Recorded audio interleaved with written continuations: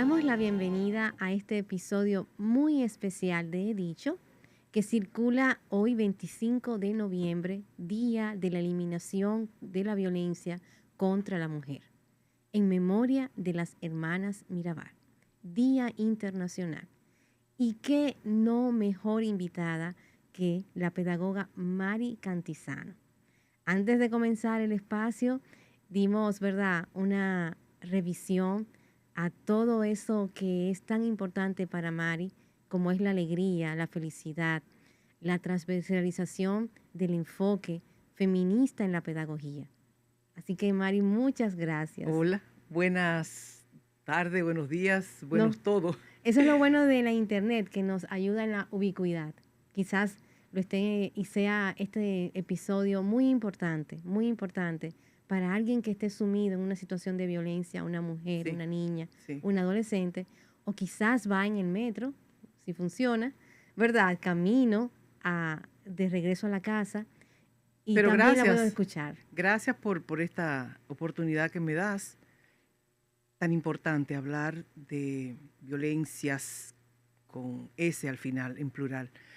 Y lo voy a hacer desde lo que yo soy, Que es una maestra. educadora, maestra, trabajadora social, socióloga y ciudadana en las calles, en la cotidianidad, aquí en el Distrito Nacional. Bueno, Mari es una de nuestras primeras doctoras en pedagogía, pero además ha abrazado la pedagogía feminista.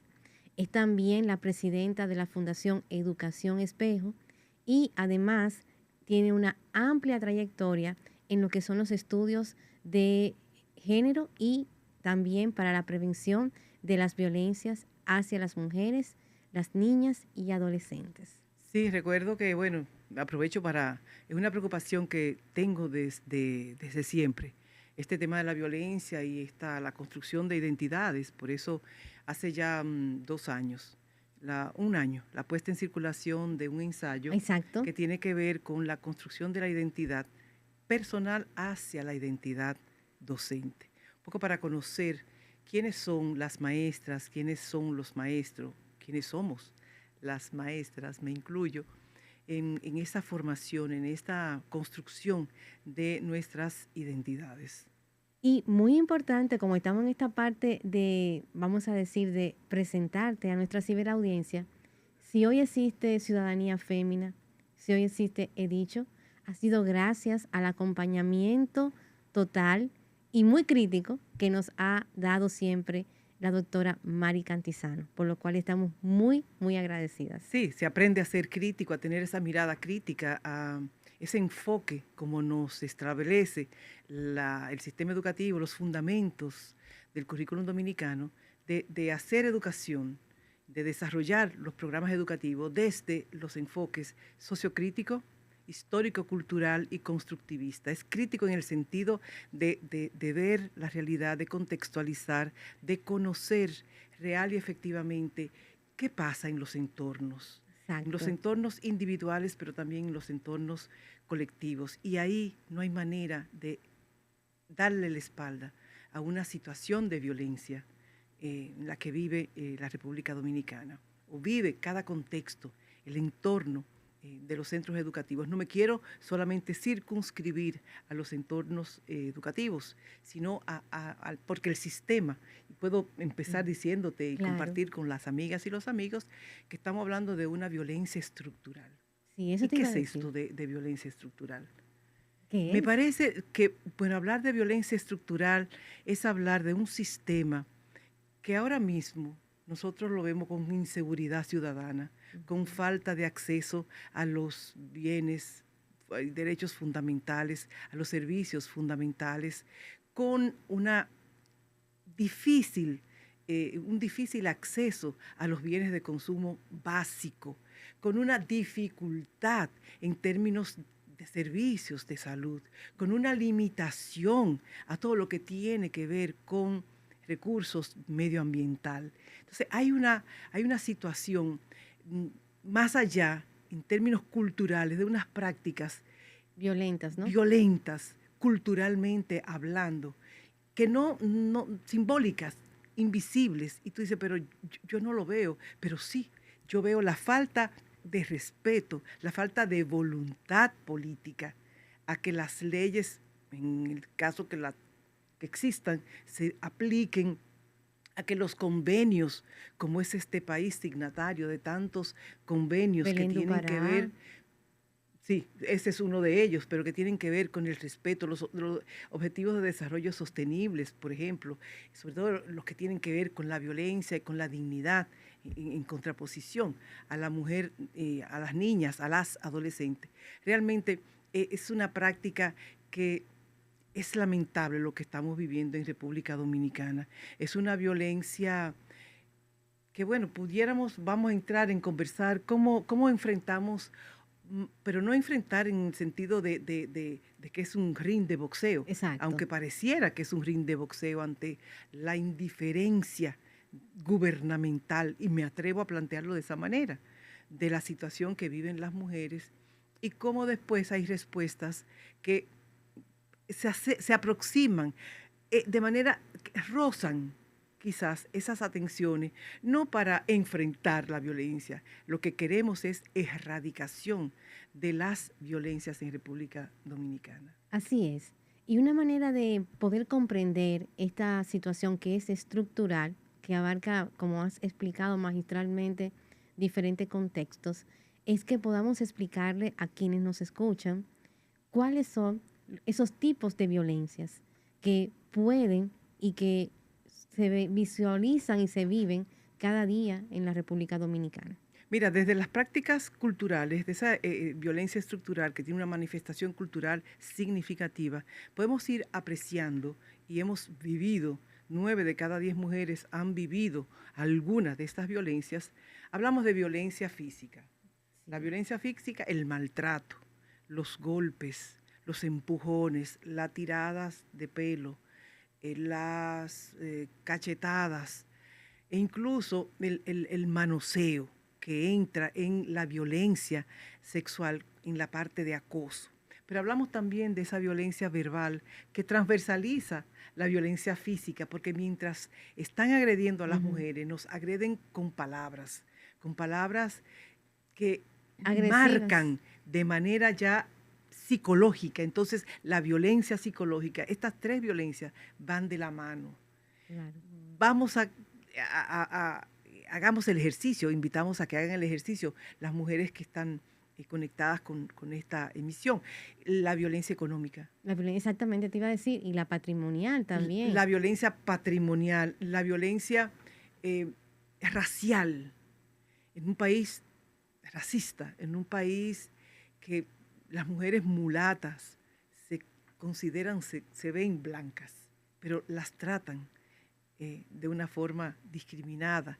Esa presencia colonialista de estos gobiernos, porque tenemos que hablar de un Estado patriarcal, y es la necesidad que tiene el Estado patriarcal desde la violencia, su permanencia, su reproducción, su vigencia permanente, y la búsqueda incluso de nuevas manifestaciones y nuevas prácticas. Claro, por ejemplo, de la violencia digital, la que estamos viviendo, ¿verdad? Muchas veces las mujeres que Sí. hacemos opinión pública o que tenemos una incidencia pública, que están en la política, como toda esa violencia que está offline, se vive en el mundo online también.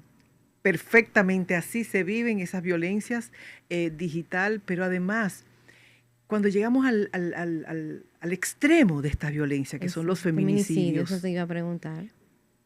la violencia vicaria, ya el hombre, el abusador, el feminicida, no se conforma con quitarle la vida a la mujer. Es que también agrede al hijo, a la hija, a la madre, a una pariente, que es en general otra mujer. Exacto. Entonces, la que está dando situación, apoyo a la situación, que está de una u otra manera siendo una red de apoyo, y su conducta feminicida, ¿verdad? También le lleva a esa situación. sí, así mismo sucede. Y en el entorno, en el barrio, en el residencial, porque esto tiene, sí, una marcada presencia de clase, pero ya no escapa una clase u otra a estos No. eventos. Desgraciadamente, lamentablemente, vemos en cualquier residencial, en cualquier zona en el país, que esta situación de violencia extrema ya, que son los feminicidios, vienen acompañadas de esta violencia vicaria. Entonces podríamos decir que está pasando algo con las políticas públicas o también con las campañas preventivas. Mira, yo soy de las que, como decía, maestra, que trabaja el contexto y que va, antes de leer la palabra, leo el contexto, y conversando con grupos de mujeres con los que en algún momento tengo intercambios en ese sentido, quería saber, en uno de esos barrios marginados, empobrecidos, y me dicen, pero ¿de cuáles campañas usted me habla? ¿De qué política usted me habla? O sea, Bueno, las diputadas se unieron en unas campañas. ese es un tema para decir, sí, una campaña, y justamente yo les decía, bueno, pero el eslogan de esta propuesta de las diputadas, déjala ir, aquello tiene una connotación Muy patriarcal. exacto. O sea, es pedirle permiso al hombre que la tiene agarrada en prisión, sea en una jaula de oro, sea en el espacio del piso de tierra. Le estamos pidiendo permiso. Es pedirle permiso, que autorice a eso, porque así es un objeto que él es propiedad, pero déjala ir a ese ser humano, a esa persona. Y realmente el programa incluye una serie de prácticas, digamos que la creación de comisiones, la creación de humanizar el sistema de justicia, la creación de tribunales especializados. Creo que esa campaña, no sé si ellos pudieron revisar qué hace el Ministerio Rector de estas políticas. Se ve como disociada. Bueno, yo como educadora, como maestra, y que tengo ya los años que tengo en el trabajo de formación de formadores, reitero, repito, me identifico, vuelvo y establezco que debemos empezar por el sistema educativo. O sea, la categoría género, excelente para su transversalización a lo largo del currículum dominicano, incluso hasta en el currículum oculto. Sí. Hablar en el currículum oculto de esta categoría de análisis que es género. Pero es la implementación, es la construcción, implementación, evaluación de una pedagogía feminista, que es pasar de la teoría a la acción. Es una política educativa de visibilizar a las mujeres.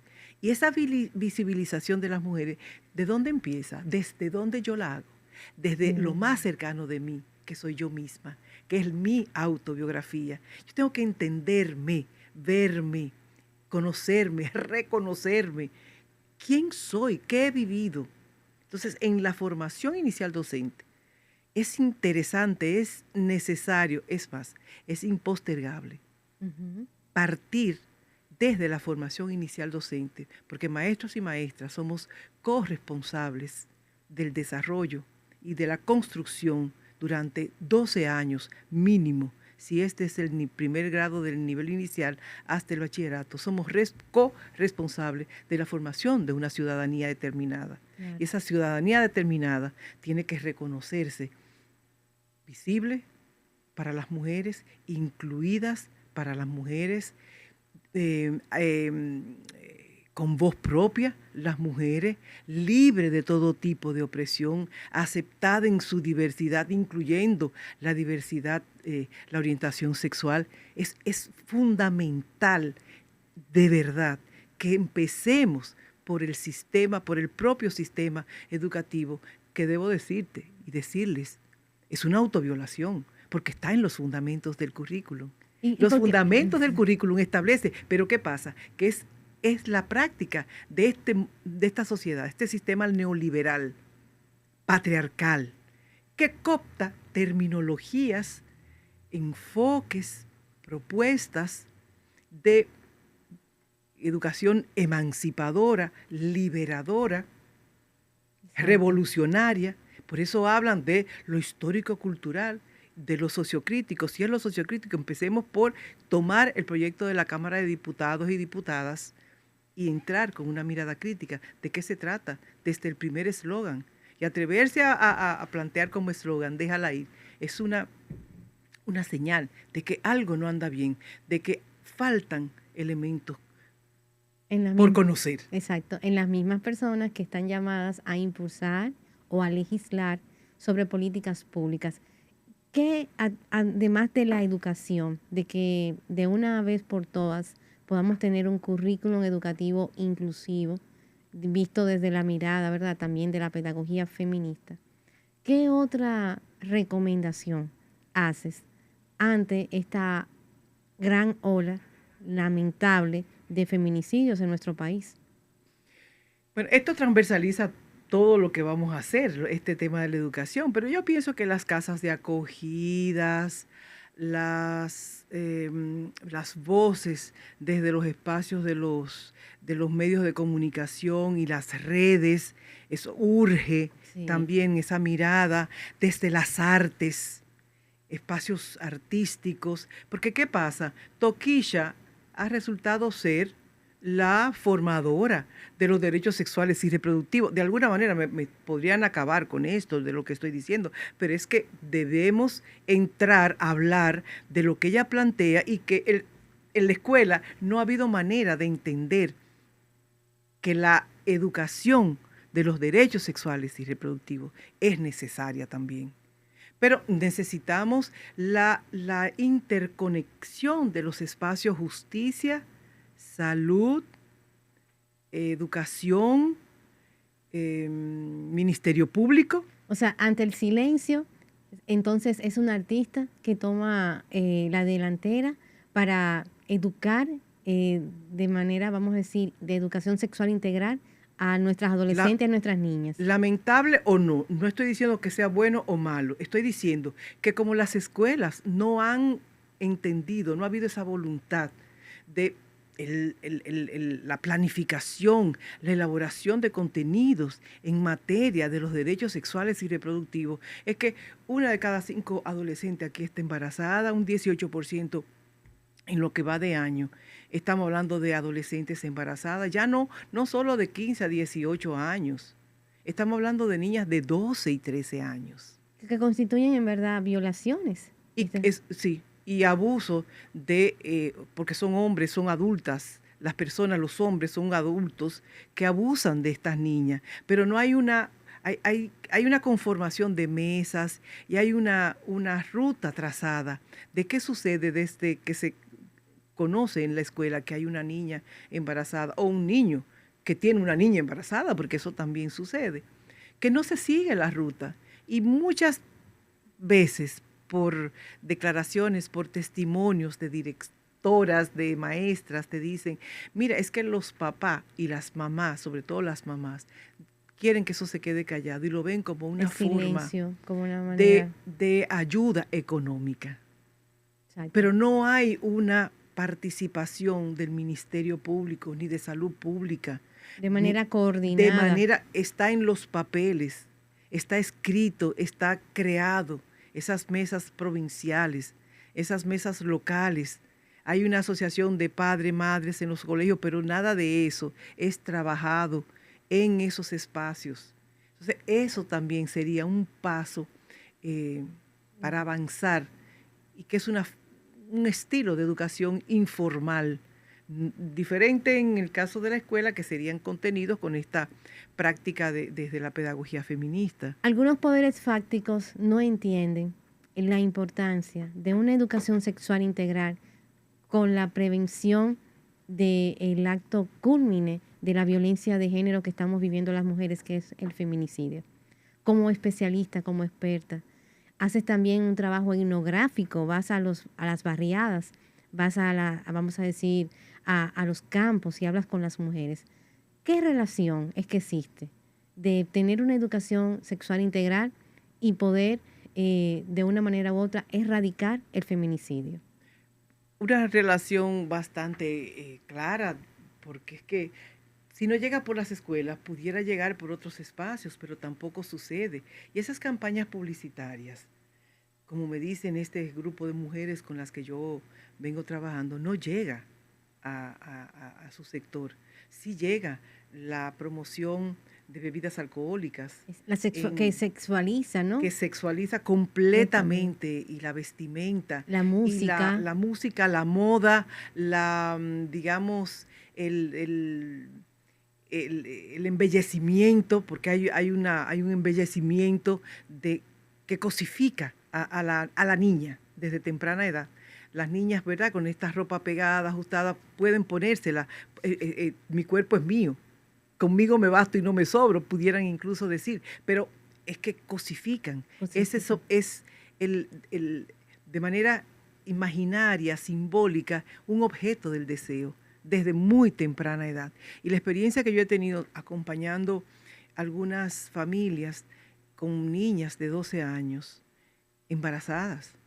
O sea, una niña de 12 años ya tiene, cuando empezó su primera criatura, hoy día tiene 20 y ya tiene 3 criaturas. Ya ha dado Wow. a luz 3 veces. Y ahí está otra violencia hacia lo que son los derechos sexuales y reproductivos de nuestro país.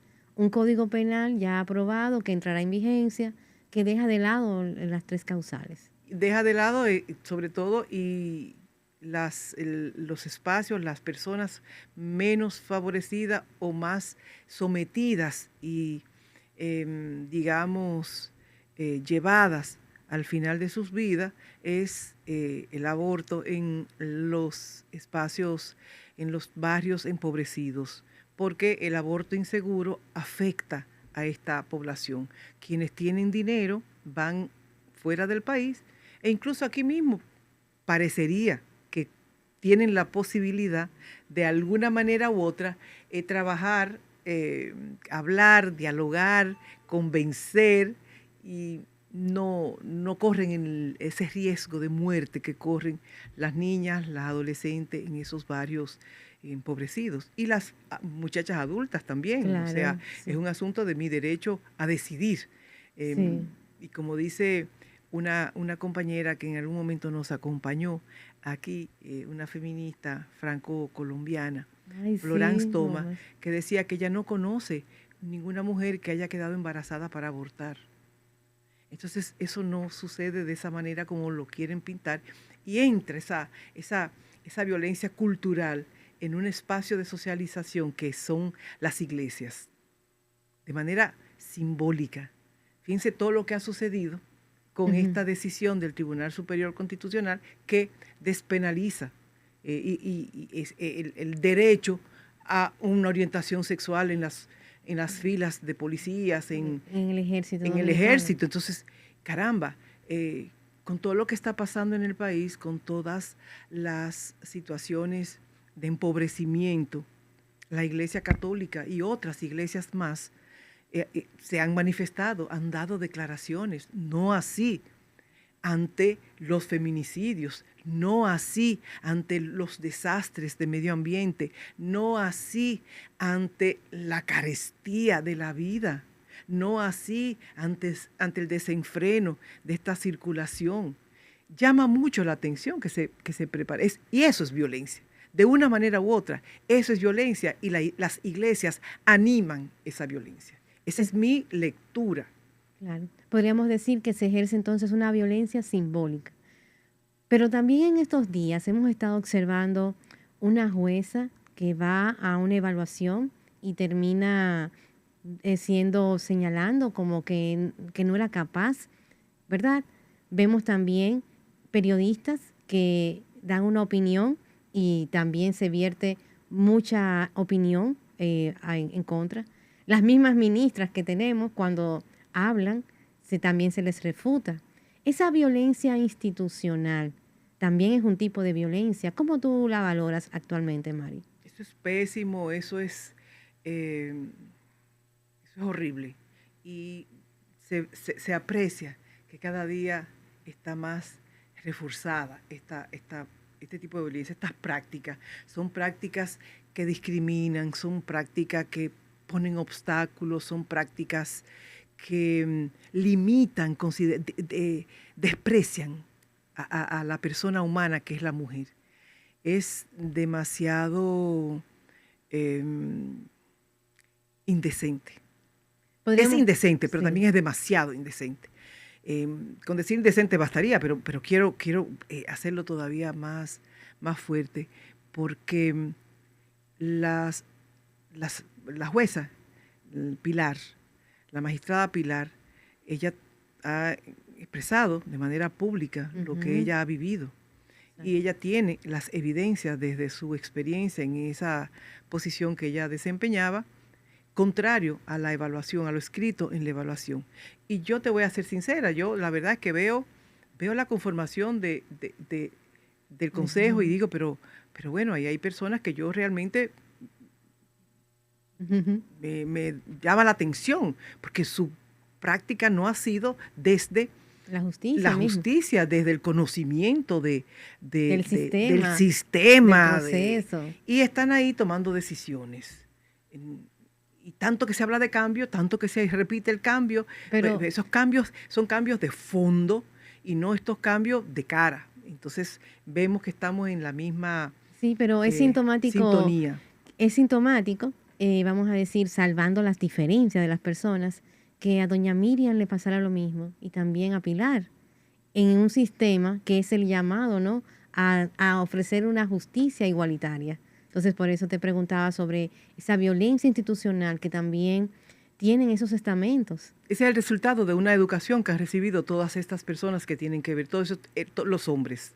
Ese es el resultado de un proceso de normalización, de, de desprecio. Hay una cultura del desprecio a Hacia la la mujer. capacidad que muchas mujeres, hablo de muchas en estos casos de Sí. los que estamos hablando, han ya puesto en evidencia su experiencia, lo dice, y hay desprecio por eso, hay temor, tienen miedo, pero además tienen ignorancia.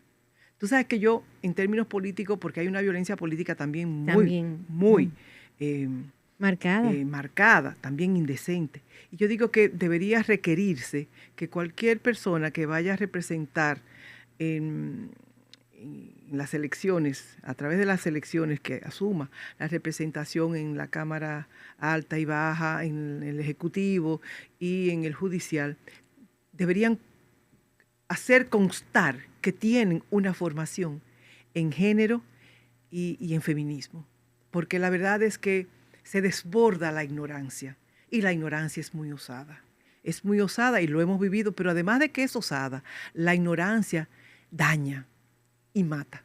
Mata no solo moralmente, mata los principios, los valores, mata la persona físicamente, psicológicamente, la aniquila. Y esa maldad propia de estos estados patriarcales tienen que tener una erradicación ya. Y hay que empezar con con este trabajo de una manera incansable. Bueno, habría que también revisar los currículum y planes de esas certificaciones y tan innovadoras que proponen, porque el gobierno, el Estado, eh, hace muchas campañas, certifica personas, tiene sellos y vemos que no se avanza. Sí, pero es que el Estado y los gobiernos de turno han hecho esas campañas de manera tipo fachada. Lavan la cara de lo que está pasando, pero hay que entrar al fondo de la situación que implica, porque no lo hemos tocado, cuando hablamos de hay que reconocerse que hay una violencia estructural, que hay que hacer una redistribución de, de los beneficios, porque esto es una sociedad marcadamente clasista, marcadamente clasista. Entonces, desde ese punto de vista, desde ese enfoque económico, bueno, mujeres con más formación o con igual formación que los hombres ganan menos dinero Ujú, que en el mismo puesto que los hombres. así es. Ya eso es una señal. La capacidad de nosotras de ser multitareas, por un sistema económico que nos saca a trabajar una o dos, en el caso de las maestras, tenemos dos jornadas laborales remuneradas. Y tenemos una tercera, así como con todo y pelo gris.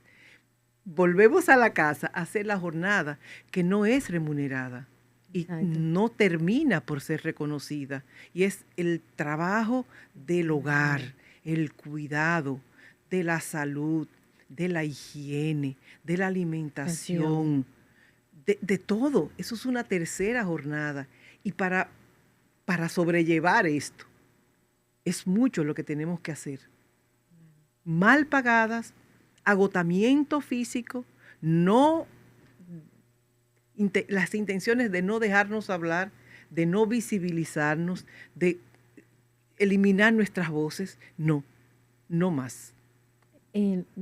Vamos a decir, asesinarnos, el feminicidio.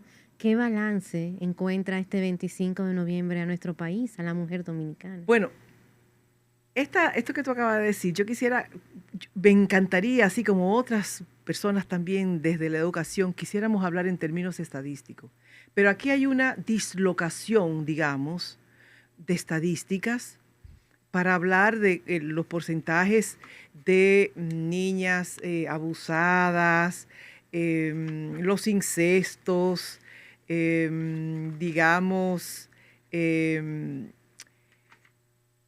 no hay coincidencia exactamente en Sí, eso ha estos. sido vamos a decir, una situación que ha Lo sido... que sí está seguro es que en República Dominicana nos dan el segundo lugar. Aquí que siempre nos gusta hacerlo primero. Bueno, ya estamos en segundo lugar en términos de tasa de feminicidio. Y eso es para la región. para la región.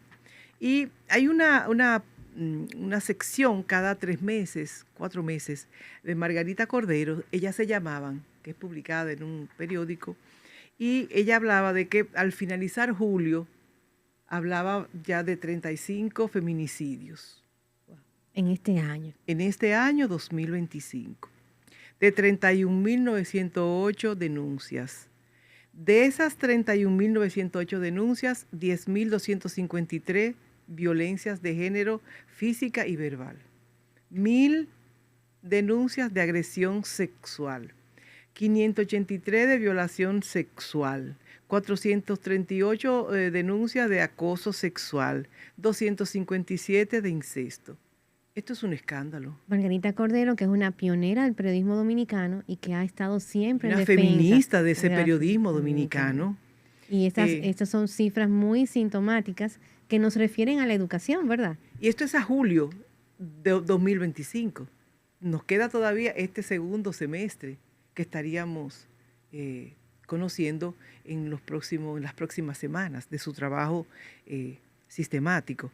Y el resto de denuncias ya plantea que se siguen repartiendo en la violencia intrafamiliar, en la violencia patrimonial, en la seducción de menores, en el exhibicionismo. Pero cuando uno va quizás a la misma policía o va al Ministerio Público, hay otras cifras. O sea, no hay manera de tener de manera cohesionada, clara, estas cifras estadísticas.